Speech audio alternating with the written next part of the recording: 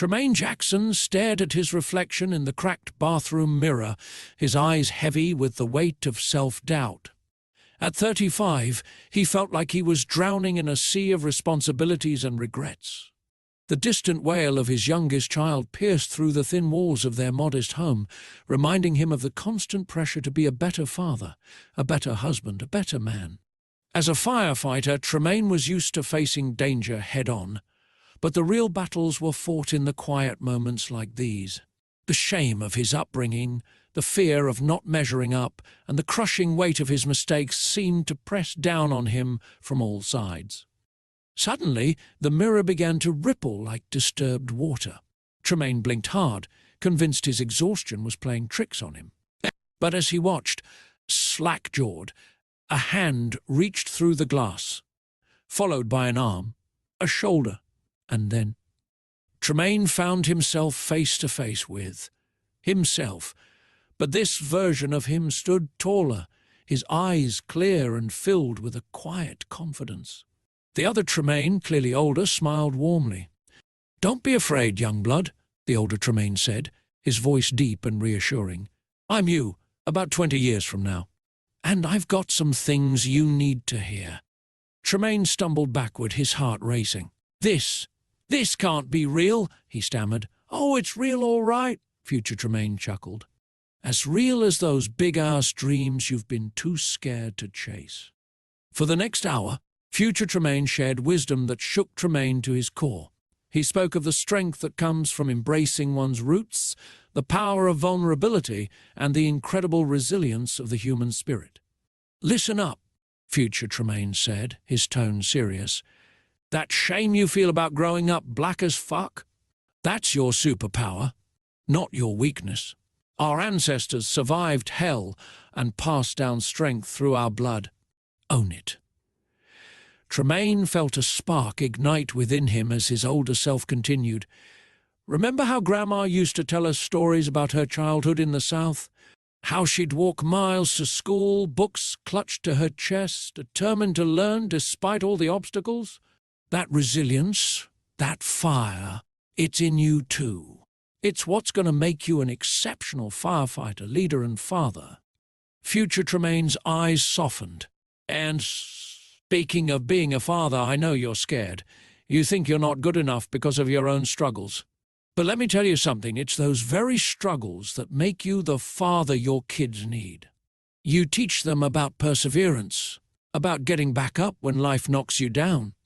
Tremaine's voice cracked as he asked, "But how do I stop feeling like I'm going to mess them up?"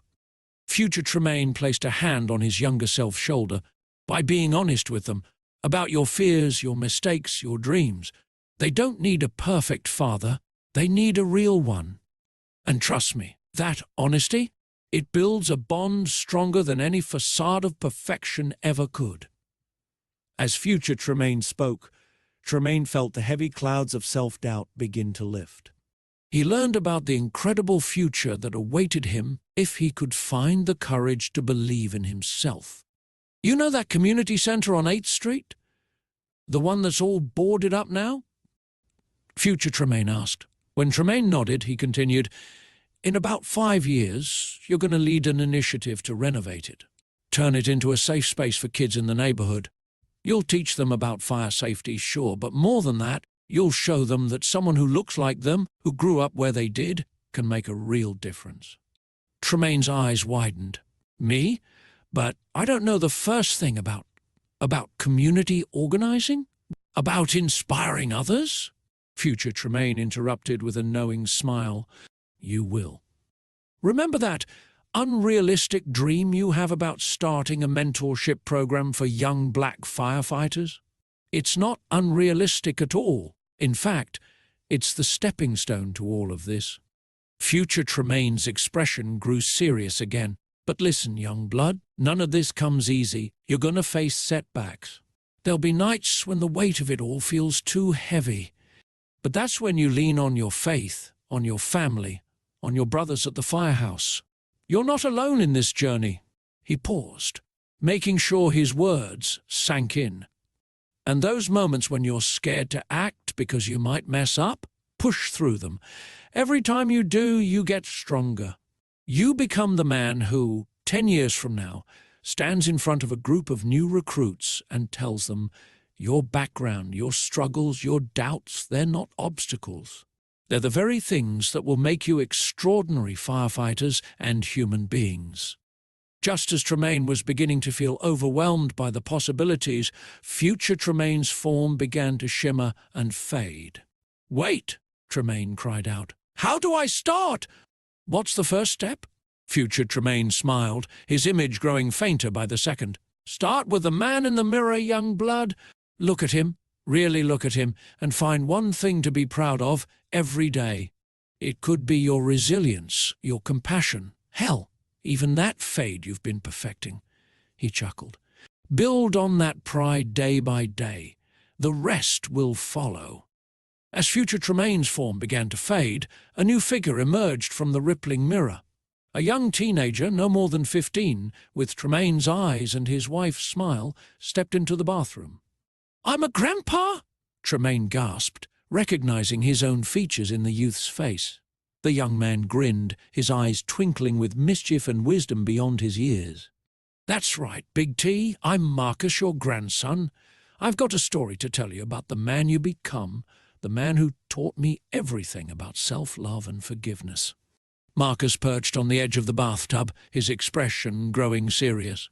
"You see, the journey to forgiving yourself wasn't easy.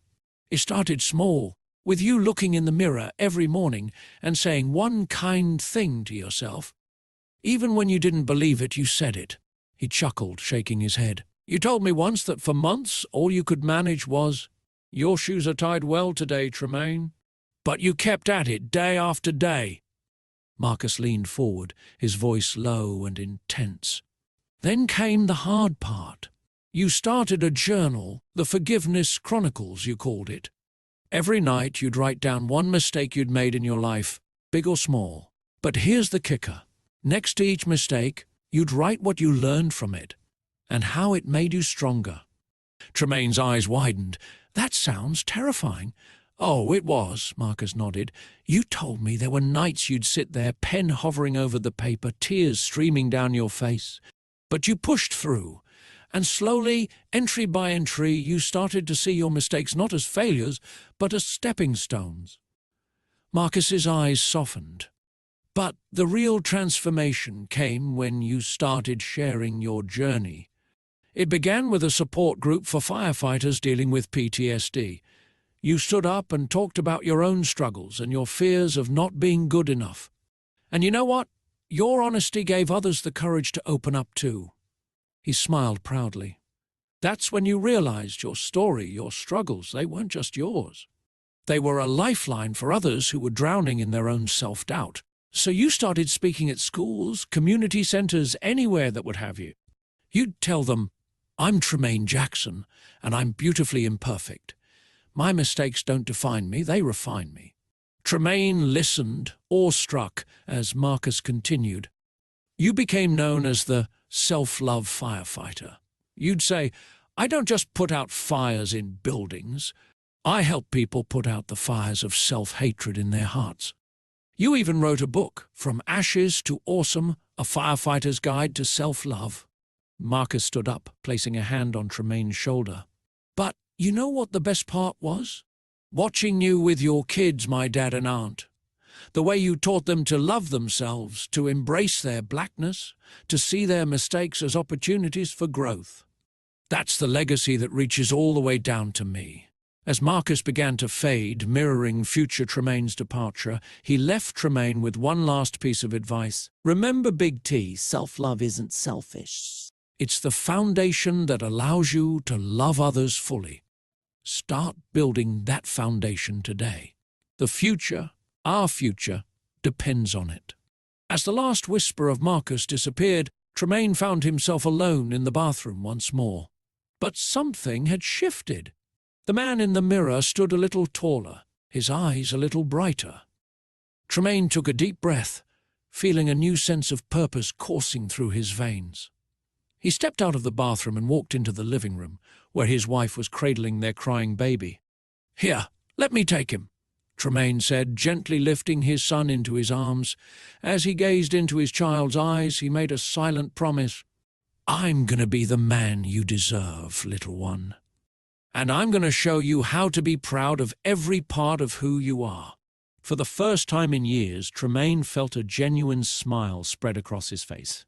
The future was no longer a source of fear, but a canvas of infinite possibilities, and he was ready to paint it with all the vibrant colors of his truth.